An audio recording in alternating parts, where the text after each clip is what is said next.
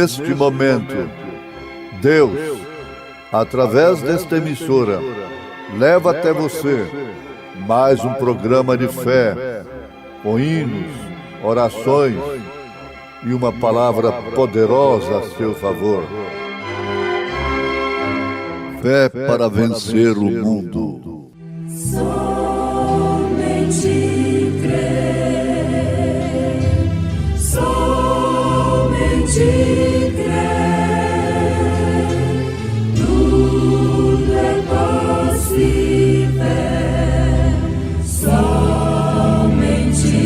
crer, somente crer, somente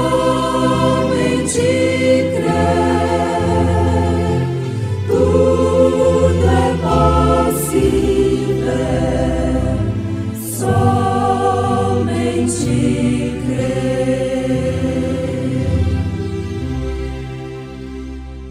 Jesus disse: mas a hora vem, e agora é, em que os verdadeiros adoradores adorarão o Pai em espírito e em verdade, porque o Pai procura tais que assim o adorem. Deus é espírito, e importa que os que o adoram, o adorem em espírito e em verdade.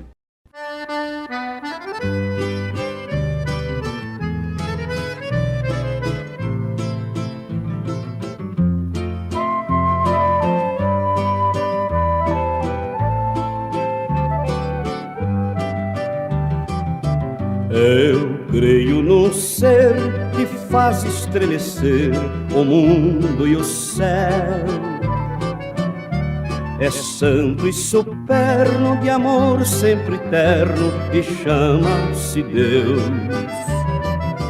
Eu creio num ser que teve o poder de anjos criar,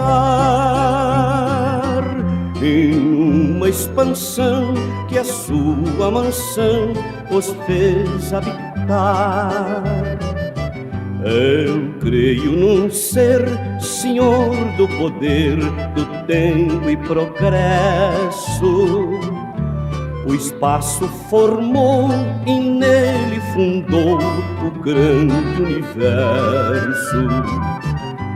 Eu creio num ser que faz florescer os campos e os prados, acalma as procelas, dá luz às estrelas e paz aos cansados.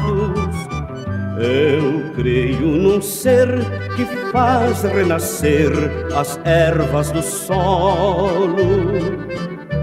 O sol faz luzir e a chuva cair para sábios e tolos.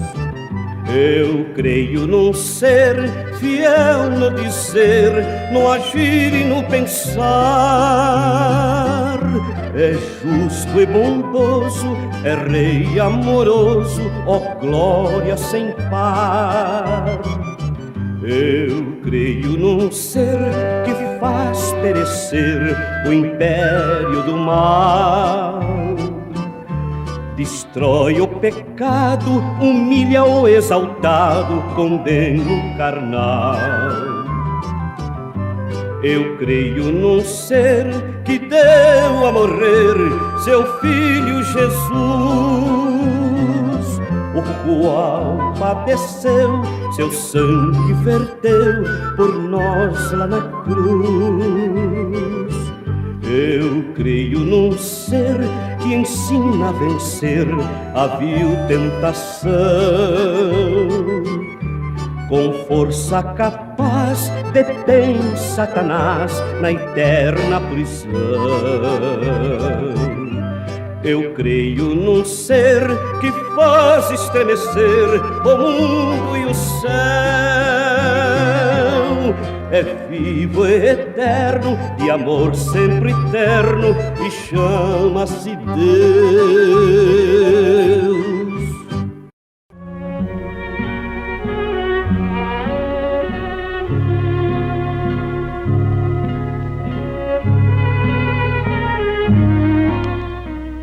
Sem dúvida alguma, ouvintes amados, eu creio que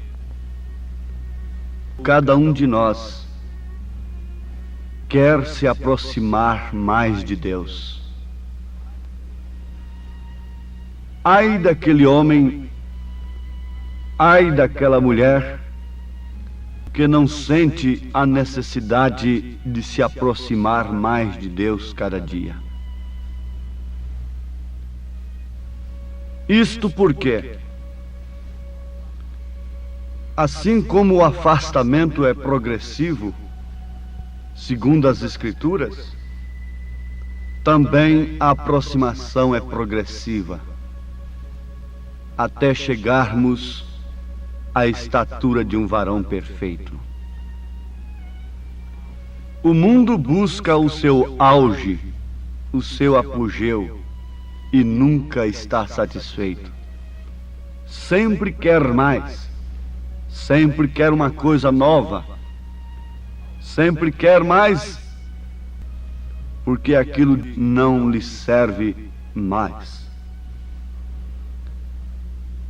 Nós estamos aprendendo, através da mensagem do sétimo anjo, de Apocalipse, capítulo 10, versículo 7, o que devemos fazer e como fazer. O que devemos fazer como cristãos e como fazer aquilo que nós devemos fazer. Isto é profundo, isto é necessário, mais do que tudo, para aquele que sinceramente procura adorar a Deus. Nós temos exemplos nas Escrituras, exemplos como o de Caim e Abel. Ambos estavam adorando a Deus, mas um soube que devia e como devia fazer. Caim estava adorando ao Senhor. Ninguém pode dizer que Caim estava adorando a Satanás. Bem como ninguém pode afirmar que o mundo de hoje não está também adorando a Deus. Mas vejam a diferença. Vejam o que sucedeu através das Escrituras. Nós podemos constatar que Caim não sabia o que devia fazer e nem tampouco como fazer. No entanto, Abel soube o que devia fazer e como fazer. É claro, isto por revelação do Espírito Santo, coisa que não depende de nós, na verdade, em um sentido, porque ninguém vem se o Pai não trouxer, se o Pai não enviar, disse Jesus.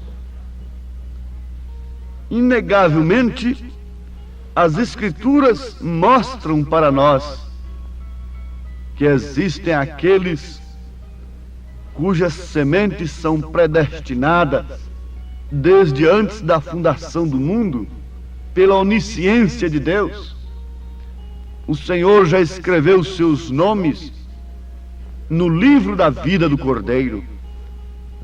E são justamente estes aqueles que ficam sabendo o que devem fazer e como fazer. Deus quer ser adorado. Temos meditado nesta frase da mensagem Estatura de um Varão Perfeito do sétimo anjo de Apocalipse e temos sentido uma responsabilidade muito grande. E eu creio que cada pregador, cada pastor, cada evangelista e mesmo os diáconos que ajudam a manter a ordem da igreja, nesse instante, devem sentir comigo esta responsabilidade. Deus quer ser adorado. E o povo adora a Deus através da nossa direção. O povo adora a Deus através da nossa liderança. O povo adora a Deus através da nossa ministração, através daquilo que nós estamos ministrando. É por isso que Jesus disse que um cego guiando o outro, ambos cairão no buraco. Oh, que responsabilidade muito grande. Alguém disse para o irmão Brana: eu gostaria de ministrar. Ele disse: ó, irmão e irmãs, grande é a responsabilidade que acompanha o ministério desta classe, porque Deus vai pedir conta do sangue de cada um por cada palavra. Nós que estamos diante de um grupo, quer seja ele grande ou pequeno, numeroso ou de um pouco número, apenas 2 ou 3, ou 4, 5, ou 10 ou 30 pessoas, devemos pensar nesta responsabilidade, porque no dia de juízo nós havemos de dar conta de tudo que nós temos ensinado, de tudo que nós temos pregado e de toda maneira que nós temos levado o povo a cultuar a Deus.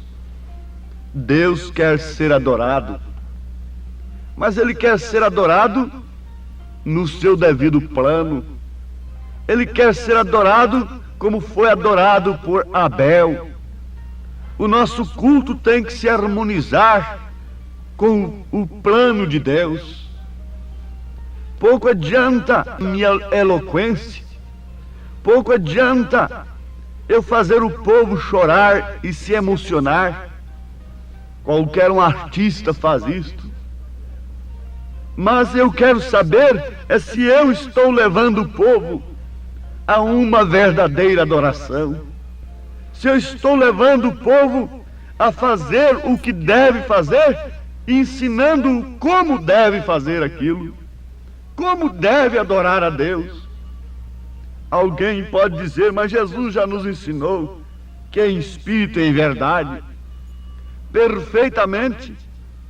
Mas você sabe que a expressão do corpo mostra perfeitamente o estado do espírito. Aquilo que nós expressamos através do corpo mostra a natureza do nosso espírito, que é a alma. Mostra o que está dentro de nós. E não é porque estamos em liberdade diante de Deus que nós podemos abrir a nossa boca para proferirmos qualquer espécie de louvor, qualquer música conjecturada, bolada conforme a expressão do mundo. Não, nós temos aprendido assim: Deus quer ser adorado, e ninguém podia discutir naquele dia. Eu quero saber se eu visse aqueles 2 cultos, o de Abel e de Caim, enquanto ambos estavam cultuando, oferecendo o altar a Deus. Eu quero saber se eu tinha discernimento para saber qual deles estava harmonizando com o plano de Deus, porque ali estava Caim com um culto lindo e maravilhoso, um culto cheio de flores, um culto cheio de legumes, um culto cheio de frutas. Mas o pecado não tinha sido frutas, o pecado tinha sido sangue, foi corpo. E somente o sangue podia harmonizar naquele instante. Ah, meus irmãos, povo de Deus, nesse instante a responsabilidade aumenta sobre os nossos ombros. Deus quer ser adorado. Não é qualquer coisa que serve, não. Houve um rei que fez escudos de bronze para Deus. Ah, Reboão trocou as coisas de ouro. Agora o bronze naturalmente bem trabalhado, que coisa linda. vai substituir perfeitamente. Não. O bronze não pode substituir o ouro. O ouro tem um significado, enquanto o bronze tem outro significado. O ouro quer dizer pureza. O ouro quer dizer eternidade. Mas o bronze quer dizer julgamento. E é justamente o que estava caindo sobre aquele povo. E é justamente o que estava caindo sobre aquele rei. Porque estava oferecendo uma coisa que eles pensavam que estava certo, mas estava completamente errado. E aquilo estava apontando para um julgamento. O culto de Caim estava mostrando um julgamento sobre ele. O julgamento temporário cairia sobre ele, e ele assassinaria seu irmão, ao invés de se converter. Agora você leia a história da igreja e aguarde o que vai acontecer dentro em breve, e você verá o mesmo ódio, o mesmo julgamento sobre aqueles que não sabem como devem adorar. É a ira, é a cólera e não outra coisa. A palavra Deus significa objeto de adoração. E Deus está procurando preparar através da sua palavra. Veja de que maneira Deus preparou um povo. Quando Ele queria preparar o seu povo para um novo evento, veja o que Ele fazia. Ele mandava um Noé construir uma arca. Ele mandava Moisés levar o povo a expor o sinal. Veja o que Deus fez. Veja o que Deus fez, que você ficará sabendo o que Deus está fazendo. Veja o que Deus fez, e nós ficaremos sabendo o que Deus está fazendo hoje. O profeta Amós disse que ele não faz coisa alguma sem antes de tudo anunciar aos seus servos, os profetas. Se você crê no arrebatamento, então você crê que é uma coisa que Deus vai fazer. E Ele poderia chocar com a sua palavra. Ele poderia chocar por causa das opiniões públicas. Chocar com a sua palavra, com o seu plano, e deixar de avisar os seus servos profetas? Jamais. Alguém diz: bom, mas a segunda vinda de Jesus já está avisada na Bíblia. A primeira também estava no Velho Testamento. E veja quem foi que rejeitou a Jesus quando Ele veio. Veja quem foi que rejeitou a João Batista, o precursor, quando ele veio. Foi justamente aqueles que tinham as Escrituras, que anunciavam a vinda do Messias nas suas mãos. Foram eles quem rejeitaram. Foram eles quem levaram-no à cruz. Nós também não estamos incorrendo no mesmo perigo? Ou tudo vai bem para nós? Eu desafio a todos os pastores, eu desafio o mundo chamado cristão. Porventura podemos dizer que tudo vai bem? Porventura a igreja de hoje está sendo uma tsunamita? Se ela disser que vai tudo bem, ela tem que estar caminhando para o lado do profeta. Porque quando a tsunamita disse que tudo ia bem, ela estava caminhando para onde estava o espírito de Elias. E como a igreja pode dizer que tudo vai bem, estando se distanciando cada dia mais do espírito de Elias? O espírito de Elias é repreensão. O espírito de Elias não é pano quente. O espírito de Elias é repreensão à mulher. Veja, Elias e Jezabel, João Batista e Herodias, Brana e a igreja do século. Esse espírito de Elias. Analise as Escrituras, à luz da palavra, e veja se isso não está acontecendo. Ó povo de Deus, vamos dizer que tudo vai bem. com as nossas filhas seminuas sendo cobiçadas 100, 200, 300 vezes por dia. Vamos dizer que vai bem com os nossos filhos contrariando a palavra de Deus. O que foi que Jeú disse para Jorão? Jorão veio perguntar para ele se havia paz. Ele disse: paz? Como pode haver paz com as feitiçarias e a prostituição de sua mãe? Não. Vamos abaixar a nossa cabeça. Vamos inclinar, vamos dobrar as nossas cervizes diante da verdade. Como posso eu, como pregador da verdade, dizer que tudo vai bem? Tudo vai bem, tudo vai bem. Jamais poderia ir bem. Você jamais poderá, moça, pensar num futuro sólido, num lar de confiança edificado na rocha, se você não estiver na palavra de Deus. Leia São Mateus capítulo 7. Vai lendo, passa o versículo 23.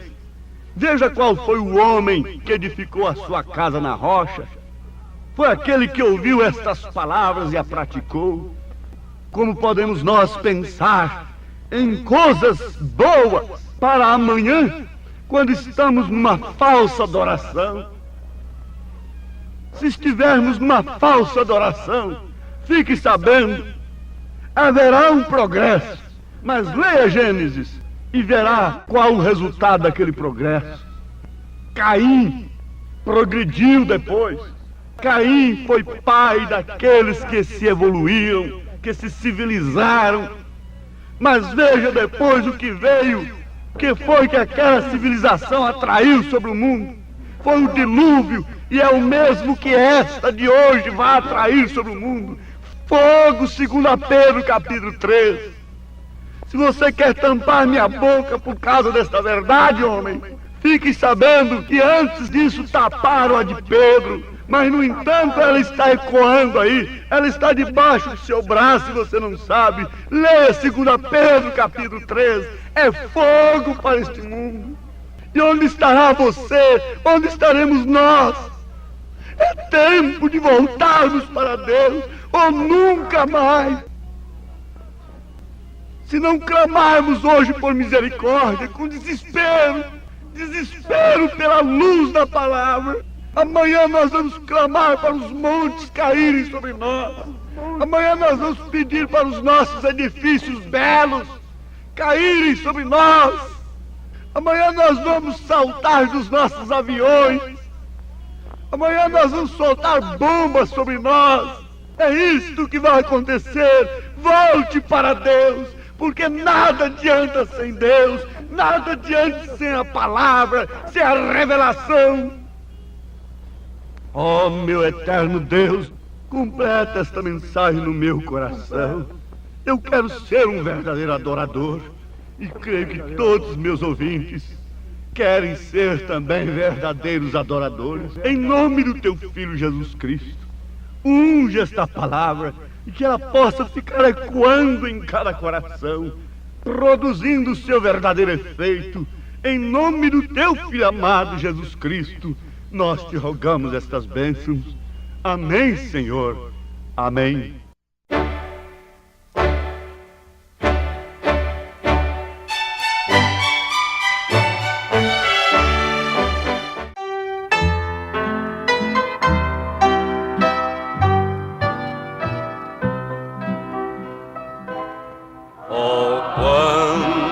Desejo de amar, meu Senhor, cantar com voz alta, Jesus, teu louvor.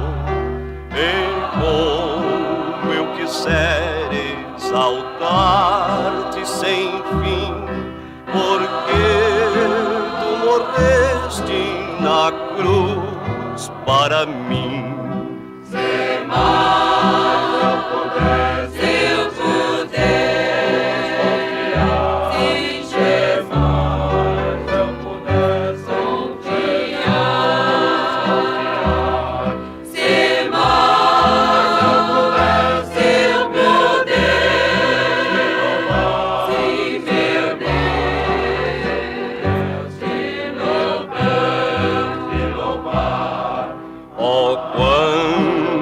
desejo melhor de cantar com alma humilhada, Jesus, te adorar. Renego os prazeres da vida de aqui, pois gozo perfeito eu terei só em ti.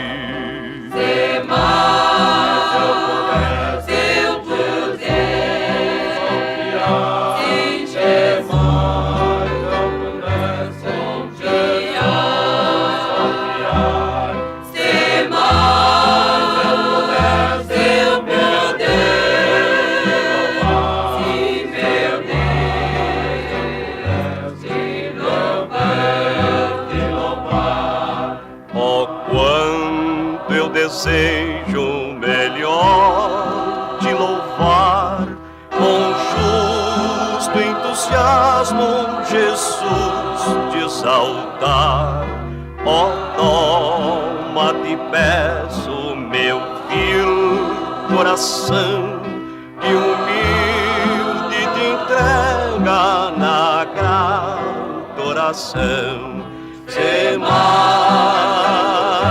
eu pudesse em Jesus confiar, se mais eu pudesse, meu Deus, te louvar.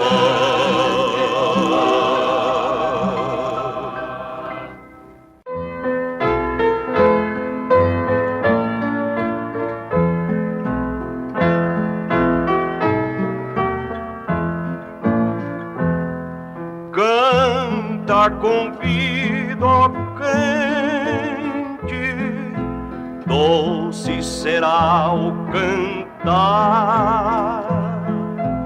Anda só para a frente, deixa o teu pesar.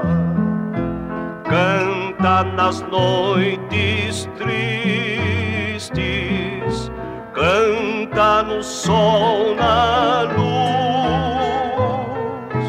O mal assim resistes, canta pra Jesus.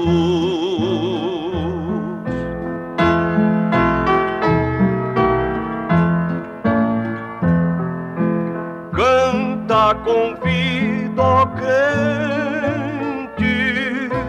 alegra o coração, louva ao Deus clemente,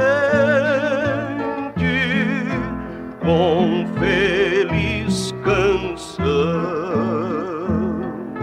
Cheio está o mundo de turbação e dor, canta o amor profundo do Deus Salvador.